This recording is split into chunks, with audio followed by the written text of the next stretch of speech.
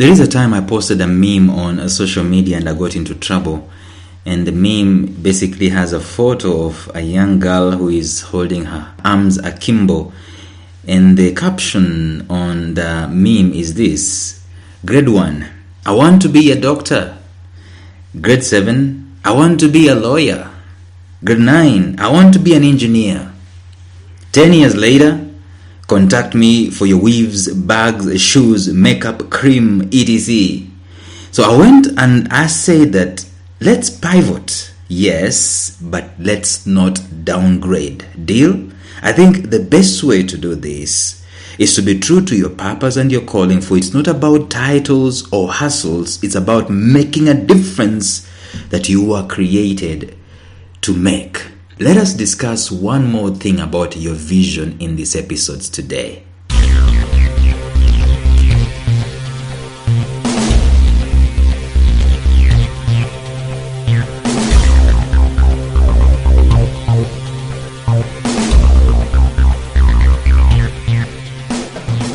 Welcome to the Life Signatures podcast with Lawrence Namale.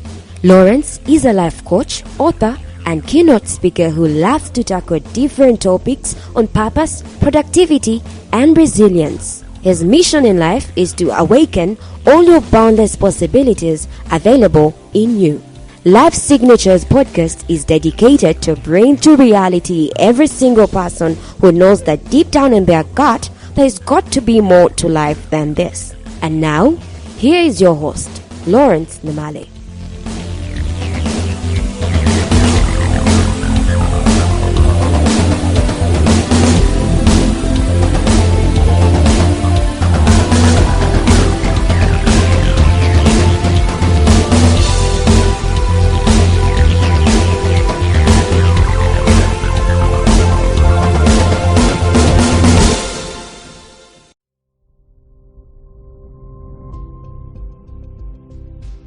In this series, we are discussing the importance of the individual vision.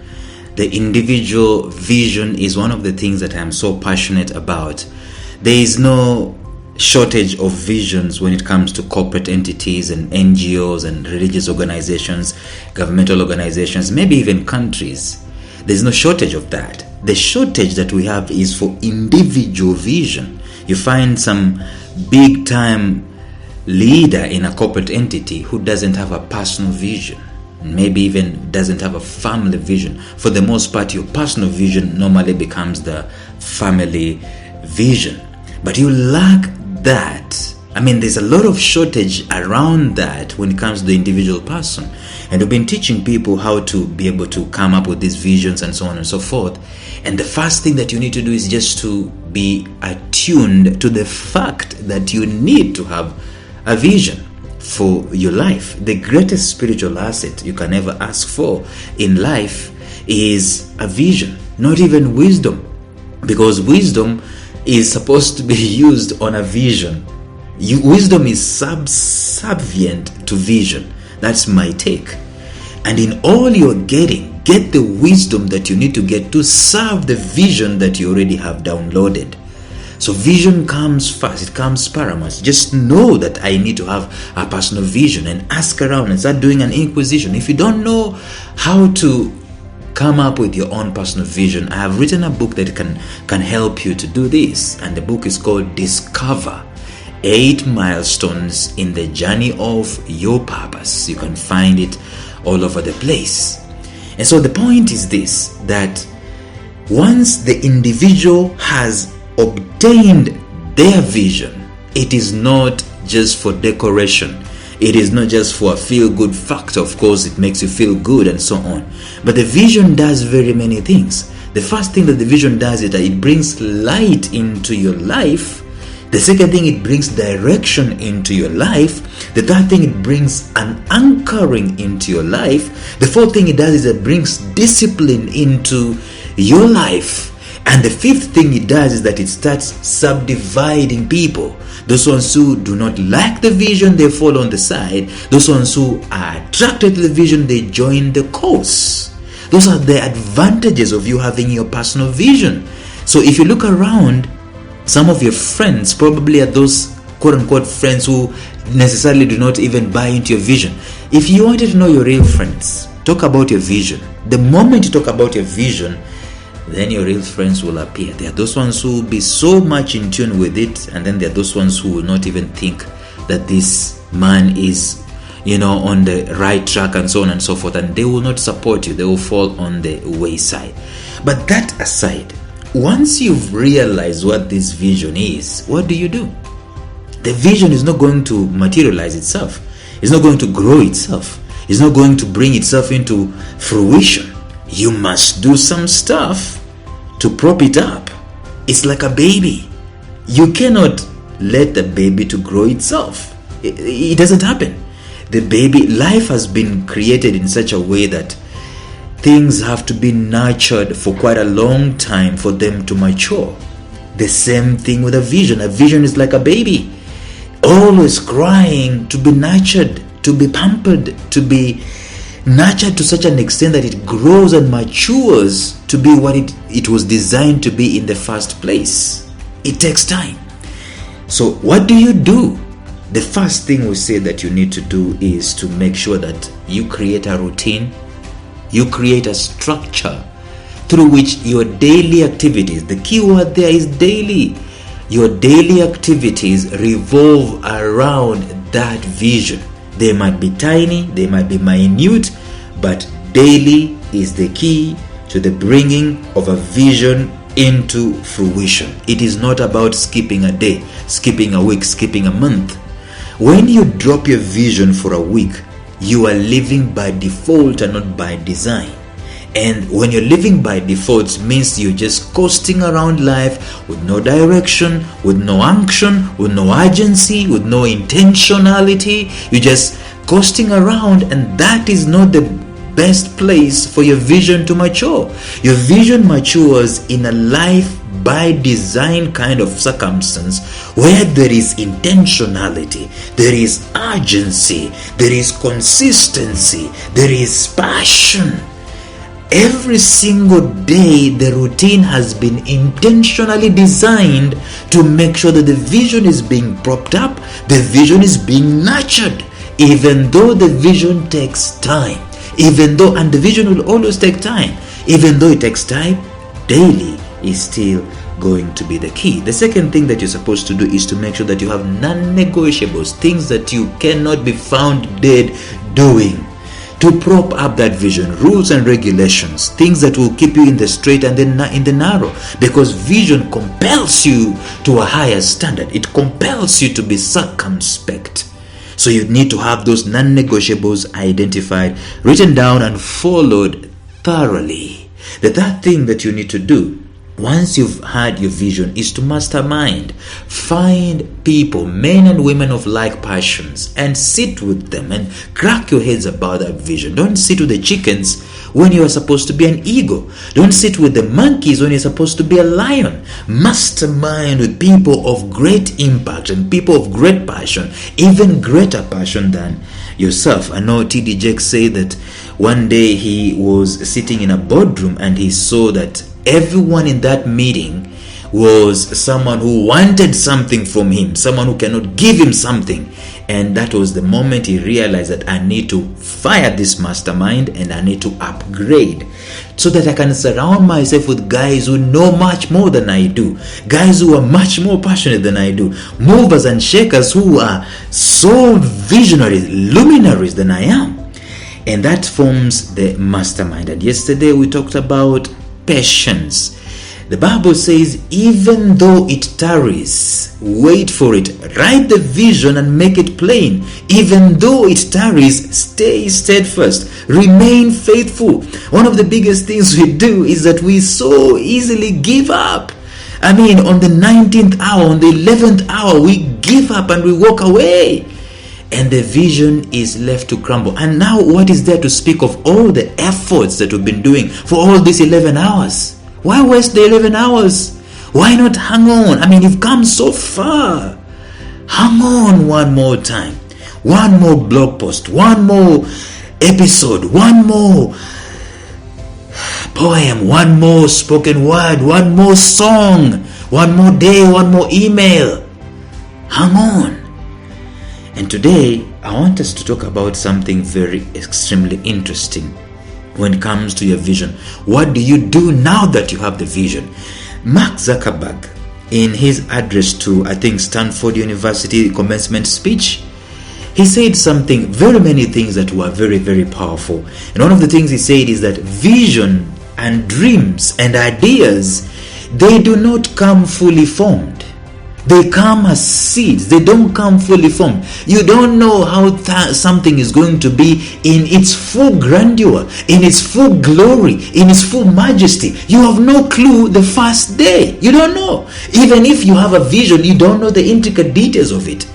Take an example of Facebook. Those of you who joined Facebook before 2010, you will know that Facebook, even before 2000, by the way, before, let me say, not before 2000 because it wasn't then, 2000, before 2005, somewhere around there, I think that's when it was starting.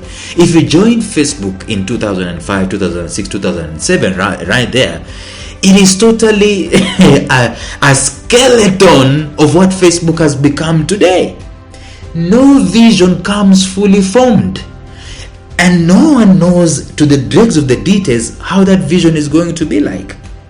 So that's the same thing I was saying in that meme that I posted. I was saying that we need to pivot. In other words, your vision is telling to take this particular direction, but as you work on it, it starts growing and starts giving you possibilities and detours. You've got to be flexible enough to embrace them. Don't be rigid. I mean, you might not get the vocation that moves directly into your vision. What happens to your vision then? What do you do? What do you do when you have a vision to serve humanity, but someone is giving you a job to work in a computer lab behind a computer in an obscure place? What do you do? We need to make sure that we are having our minds prepared for these eventualities. Some of these eventualities, they come in opposition to our vision. That's one thing that you need to know.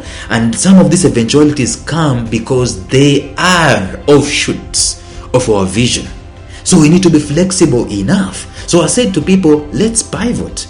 I know you wanted to be a lawyer. I know you wanted to be an engineer. I know you wanted to be a doctor. But right now, you are doing what? You're selling stuff. You're an entrepreneur. You're selling bags. You're selling shoes. You're selling makeup. You're selling cream, and so on and so forth. What happened? Did you either A, pivot, or did you B, downgrade? That's something that people have just caught. People are bashing me because I said it's a downgrade. I put there two words. I said you either pivot or you downgrade.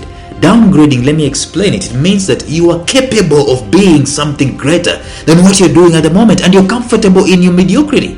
That is downgrading. So vision has to be given an opportunity to flex itself so that you can detour, you can pivot, you can put on board some things that you did not even consider. And let me talk about those two eventualities. Number one, you have a vision, but in real sense, the opportunities that are available to you right now that make you to put food on the table, they are not even remotely connected to your vision. And I've used an example. Someone wants to be ministering to people, speaking to people, changing people's lives, transforming people's lives, but the only thing that they can do is data analysis behind a computer. And that's what the job has. What do you do with that? You be flexible enough in the moment to do that which you can do as you keep moving. However, you do not bench that vision. That's what Miles Monroe was telling us, that the best time for a visionary who is employed is 5 o'clock. Why? Because after 5 o'clock, you can work on the vision. I mean, it's hard work and so on and so forth. Don't just, now that I begin a job to be a data analyst, all I'm doing is data analysis. No, after 5 o'clock, do something related to your vision. Some of us have found out that early in the morning, the time before 8 o'clock, all that hours, maybe from 3 a.m. to all the way to 8 o'clock, I mean, they are incredible hours for you to work on the vision. You are being flexible enough to take that which you can take at the moment, but you are also using the available hours, early hours and late hours to work on the vision. I found out that some organizations before the COVID-19 thing, you could go to your workplace by 5 a.m., by 6 a.m. and you find the doors opened. But guess what? People get into those organizations. People who do not have vision, and even people who have vision for their own selves, they get into the workplace at 9. They get into the workplace at 10 and at 8. Pray tell me, what are you going to do? And by the way, you wake up at 6 and so on, and you spend hours in the traffic jam and so on, and yet you could wake up at around 4, 5 or something like that. By 5, or maybe even before 5, you hit the road, and 6, you are at work and you are cracking your head on your vision, waiting for 8 o'clock so that you can do your data analysis work. You work on the vision. You work on the vision while you are taking that detour. That is one thing that you can be able to do. The other thing is that you're working on the vision, yes, maybe full time, but the vision, either it's not materializing and there are some other offshoots that are coming, things that are being born and drawn out of your activities in that vision. What do? You become flexible enough to follow those trails. I know people will tell you that those are rabbit trails and so on and so forth. Some of them are not. In fact, some of them, what you might have thought that was your vision was actually a hook to the so-called rabbit trail. In other words, that this, what you thought was a vision, is the one that has birthed the detour, which has become the pivot, which has become the main thing about your vision. That's the case of Facebook. The guy who wanted to create a network for college students, only college students in America. And what happened? It became a social network by the pivoting, by the detouring. So vision is going to grow as you work on it. So be flexible enough to accommodate it. There's a guy who's written a book called From Dream Job to Day Job. It's called Kari Obabruma. You need to read that book. He talks about these things. That from your day job, you can be able to work on your dream job and so on and so forth and move on. But also, as you're working on your vision full time, give it opportunity to flex its muscles and give it opportunity to work with detours. Until tomorrow, when we're discussing something else, stay tuned and bye-bye.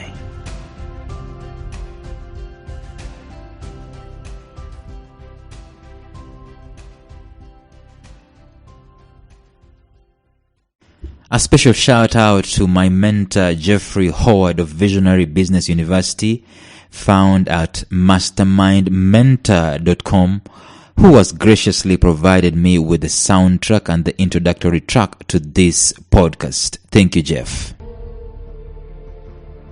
Thank you for listening to Life Signatures Radio. If you enjoyed today's show, subscribe to Life Signatures Radio on iTunes, Stitcher, or visit our website at lifesignatures.libsyn.com. Life Signatures Radio, fresh, clean, and inspiring.